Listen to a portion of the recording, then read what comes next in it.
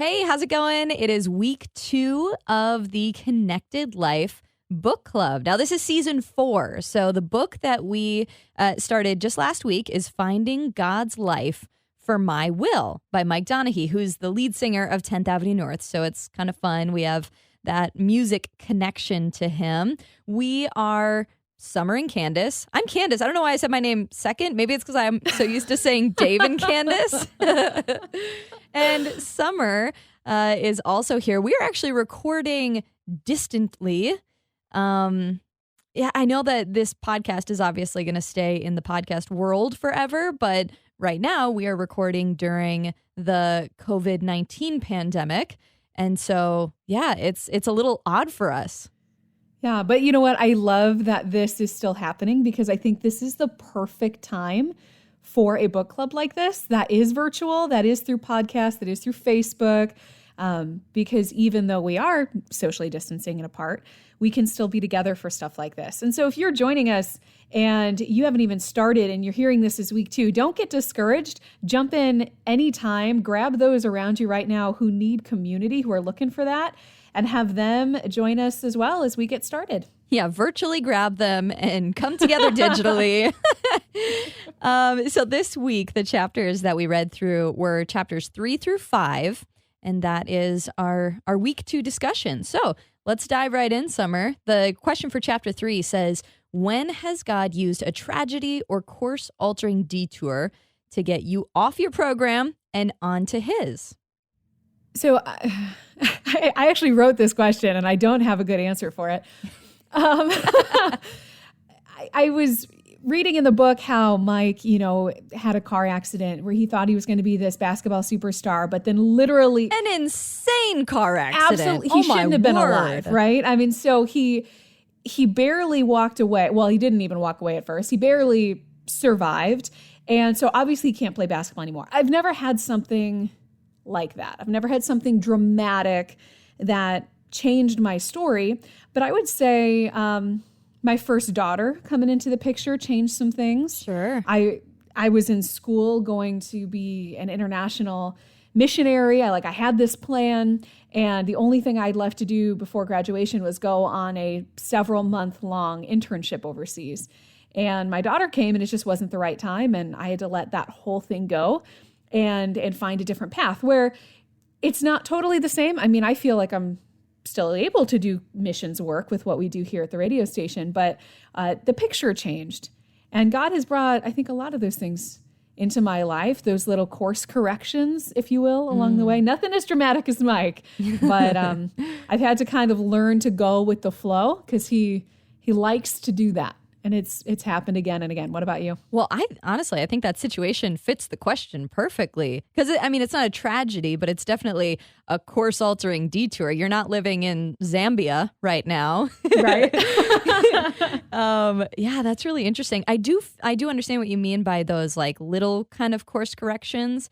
I feel like I had a lot of that throughout my life. I mean, I went through, I never would say that I considered playing professional sports or anything like that. But I was very active, and I played rugby through high school and college. And I actually fell when I was snowboarding. This will all connect. Don't worry. I fell when I was snowboarding when I was a freshman in college, or maybe even a senior in high school. Yeah, I was senior in high school. And I thought I sprained my wrist, and eventually it kind of got better. So I was like, okay, cool, moving on. Played a whole season of rugby, played tennis over the summer, did all of these things. And then in the fall, it was still hurting. So I went to the doctor because I had to get a physical before going to college. And the doctor was like, well, we might as well, do an x-ray on that wrist just to make sure everything's okay in there. He did the x-ray and it was in 2 pieces. A bone in my wrist had been in 2 pieces that entire time. So it was oh my gosh. Yeah, it was a solid year that it was broken. And I would have all these weird little pains, but it wasn't consistent enough for me to ever go get it checked out. And so they were pretty confident that they could get it to grow back together. They were going to put a screw in it and, do this surgery. And so that all started happening. Oh, jeepers. My timeline's getting all goofy. But regardless, it happened during a time when I was then going to be out for a season of rugby. And so I played one season in college and then was out for the next almost full year because they did the surgery and it didn't work. Oh. And so my wrist bone never grew back together. They did 2 different surgeries on it to try to make it grow, and it never happened. So then they did a different surgery that's supposed to be sort of a fusion kind of thing that like limits my mobility, but it at least keeps it from hurting, which I was like, sure, great, let's do it. And so there was a point in college where I was in a cast for 2 years going through different surgeries every, 6 months or so. And it affected a lot of what I did. I mean, I obviously wasn't allowed to play rugby during those times. I think I only missed 1 season, but we did do like fall and spring. So there were some games here and there, but then I could never just play as well because it always hurt. After that first surgery, well, I suppose after it was broken, it just always hurt. And that was in 2010. That was 10 years ago. And to this day, it still always hurts. So, Oh, man. yeah. So I went in recently, actually, to go just kind of say, have them check it out, see what's going on.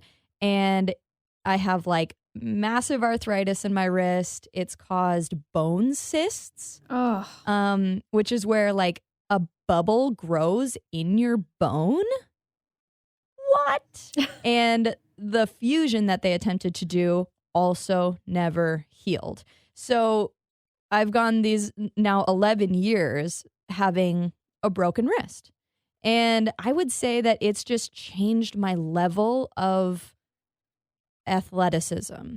I was at a point where I was performing really well in rugby. And, I did cheerleading where I'm like lifting girls up by their feet and, on this wrist that is now broken.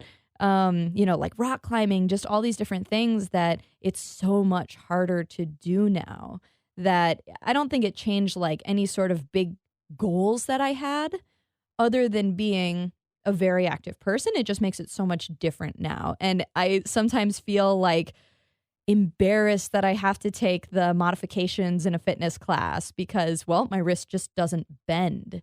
Or it just hurts so much that, I can't put any sort of weight on it to do push-ups or different things. And so just that one little, or it's nothing like Mike where his whole body was broken from top to bottom, basically, but it's just that one little thing that has challenged my motivation and dedication to physical fitness and adventure and just different things like that has, I would say, just kind of changed my outlook on the type of person that I am now. Yeah, I would say that that's what that sounds like. It's you weren't necessarily aiming to be a professional athlete, but you definitely identified yourself as a sporty person and someone who is good in these things. These are things that you did. You were very active. And so, I mean, that just kind of had to force you to look at you a little different. Mm-hmm. And so whether or not that was a real goal, how has your vision, this is from chapter 4 now, we're moving on to the next question, is how has your vision for how you wanted your life to go changed over the years? What dreams and ambitions have you had to let go of or refine? So maybe you never wanted to be an athlete, but are there things in your life that you did want to be that now, older Candace looks back on, it's like, wow, that just did not happen for me. And what were those things? Right. Yeah. I mean, I would say that along the lines of like being athletic and adventurous and things like that, I would think, oh, of course I'm the kind of person that would climb a mountain. And now I'm like, oh, I am not the kind of person that would climb a mountain. And part of that is maybe even just getting to know myself more as opposed to being who other people see me as. But I found this chapter especially was just full of so many amazing quotes. Towards the end, he says there's sweet contentment that comes from living in a perpetual state of need and fulfillment from God's provision, which I would say that every single day, that is a little bit of what I am getting closer to, because I would say that I am somebody who likes to be really independent, likes to do things for myself, sees myself as kind of like having it all handled. And God has just used different ways to kind of show me, you know what? You don't have to handle it all. You don't have to be in total control. I mean, even what we're going through right now with COVID-19, it's like this is so outside of our control. And yet there's my little control demon kind of popping up in my head going, well, make sure that you only go to the store once every 2.5 weeks and that you wear your mask and get some gloves and are super, like, hold your breath when people are nearby. Like, there's this control inside me, whereas God is saying, I have this, I have you in my hand. And so to find contentment in that, I guess that is something that's changed over the years. Instead of putting that trust in myself and my abilities and letting go to let God kind of be in control. So do you have any dreams or ambitions that you've had to let go of or be refined? All of them, just about all of that. I mean, ever since I was little, I always had a very clear picture of what it was I was going to do. But that thing changed all the time. And it became part of who I was, and not in a great way, in the sense of, like, I was kind of known by my family to be that girl who's going to chase after the next shiny thing with all I have, and then it's going to eventually bore me and I'm going to move on to something else and I'm going to leave that thing unfinished. And so whether it was growing up and wanting to be a marine biologist until I didn't want to be that anymore.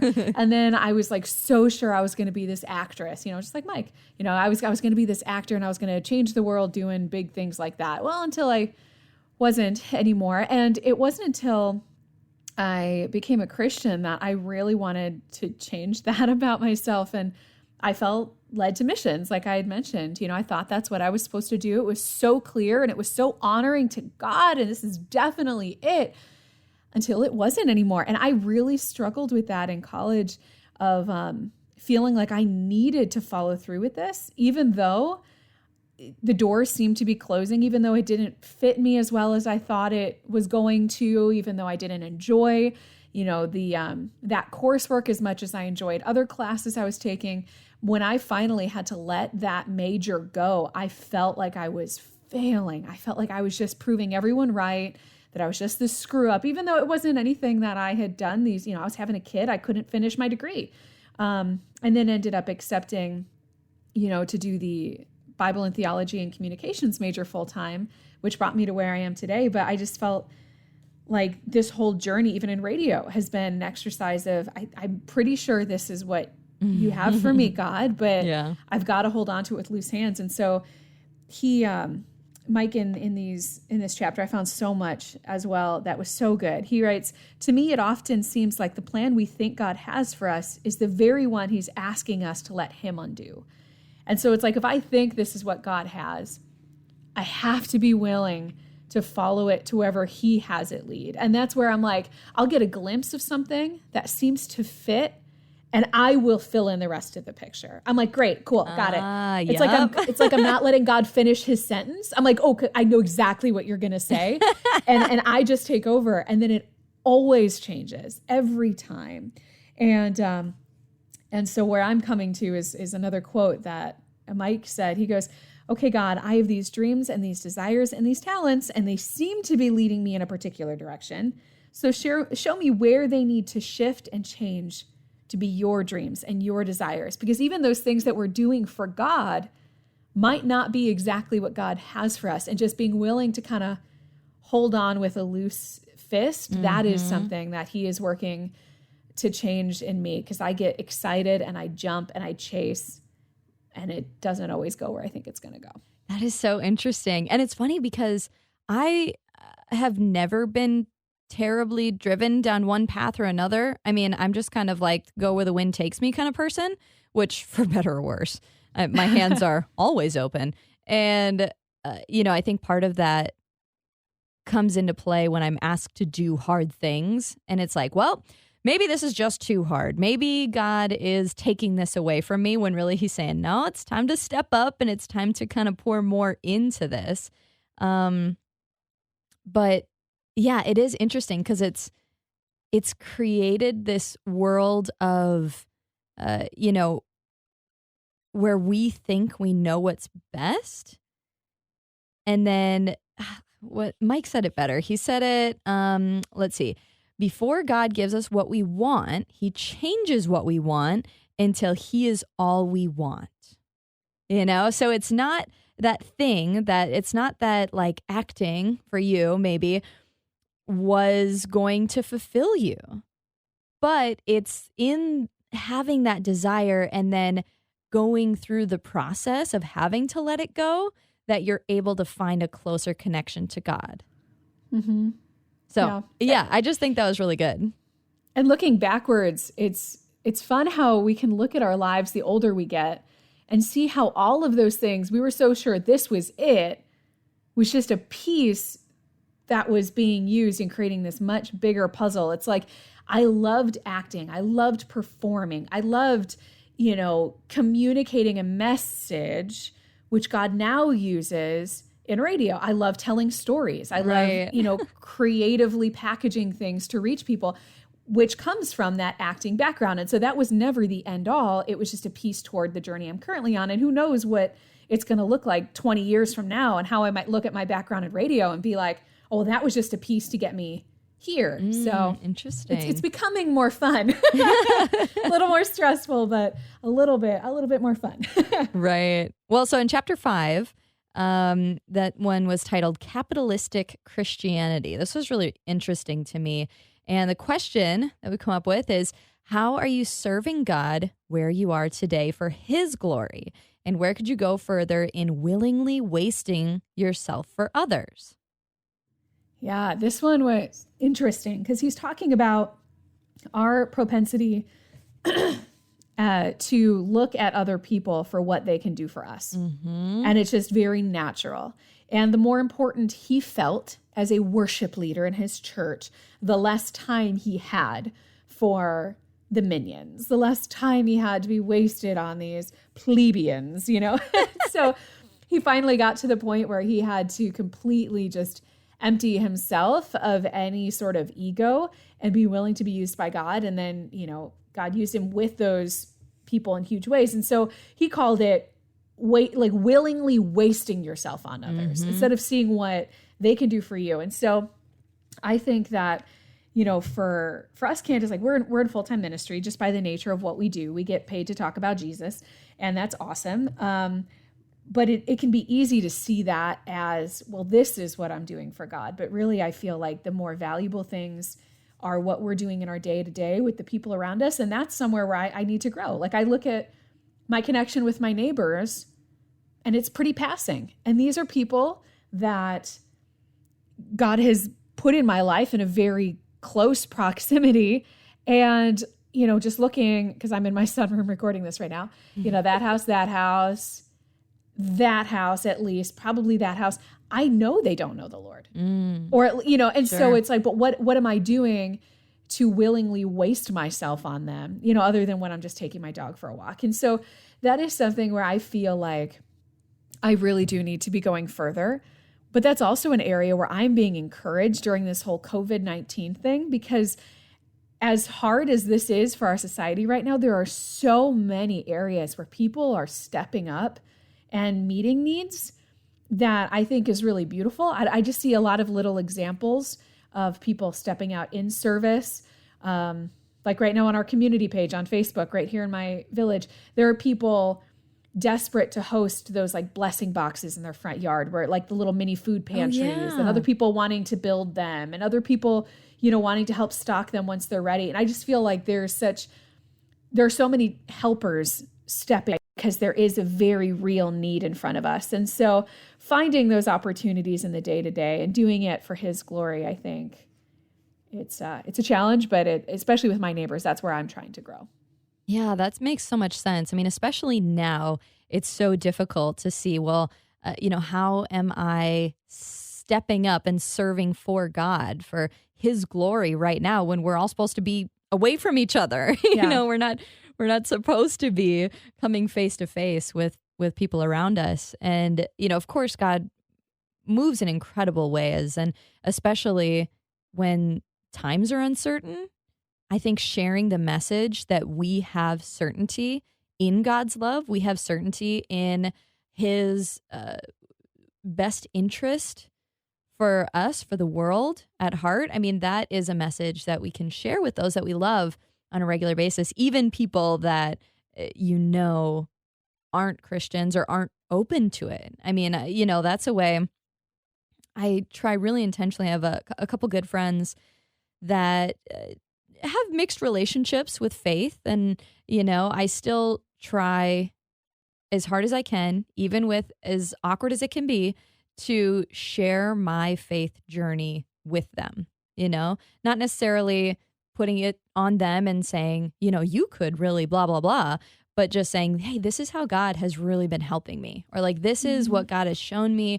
This is, you know, it's amazing to see. I saw God work this way and it was so cool. And just to be open about that, to be sharing with friends that don't believe and, you know, maybe even planting in their heart, oh, what do you mean what he showed you, you know, and different things like that. So I'd say that's one way that I'm trying to kind of serve God for his glory. But I will say the willingly wasting yourself is a lesson that I had to learn early in my career. Because, you know, we go to events and different things, and it's an odd situation for us because people that listen to the radio station every day know a lot about us. Yeah. They know a lot about our families. They know a lot about our life experiences. But other than people who call in regularly, we don't know who's on the other end. And so there are people that come up and say, hey, oh my word, I heard about your wedding. I heard about your, you know, this, that, and the other. And this was so cool. And I'm like, that's so awesome. What's your name? Like, you know, it feels kind of one-sided sometimes.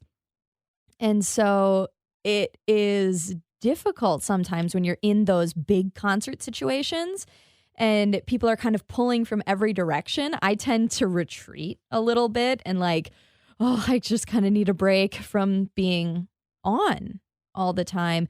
But I learned really early on that you don't know people's story. Like, all right, that's obvious. But you don't know what is going to come from somebody's experience and what they have to share and what they'd be willing to share. And so you can't just say like, oh, this looks like a person I want to talk to, and this doesn't look like a person I want to talk to. It's like, no, every single person has something to bring to the table, and you just don't know what it's going to be. And so at events and concerts and different things like that, I've been trying so hard to focus directly on the person I'm talking to. You know, because we get pulled into, hey, you have to go up on stage soon. Hey, this person wants to say hi. Hey, this, that, and the other thing. And it's like, okay, I need to just focus, listen, let you know that I care about you just as much as you care about the things that I say when I talk on the radio, to know that you are important. And so, you know, it's kind of like what Mike was talking about, but I don't think it's a waste. I think that it just kind of gives you that opportunity to grow in ways that you never would have expected. Well, it's like what happened with him, I guess, after his concerts. It's like, you know, everyone wants to come and talk to the musician up on the stage, but he felt like he didn't have time for it. He was tired. He was done. You know, he was done being on, like you said. And so he would be impatient until he finally got it through his head that his ego didn't have a place in what he was doing. Right. And he was allowing God to use him, and he stayed as long as it took. And he met with every single one of those kids, and it made a difference for him too. And so like he says, he goes, at the end of the day, God will always invest far more in us than we'll ever be able to return to him. It's not about ever what we're doing for God. It's a reaction to what he's already done for us. And that's what counts. And that's what matters at the end of the day. And that's what kind of turns that capitalistic Christianity on its head. That's fantastic. So is there anything from this reading, the chapters 3 through 5? That's right. Yep. Right. Yeah, chapters 3 through 5 that caused you to stop and think or challenge your perspective. And, we might as well tie in there any sort of questions that you were left with.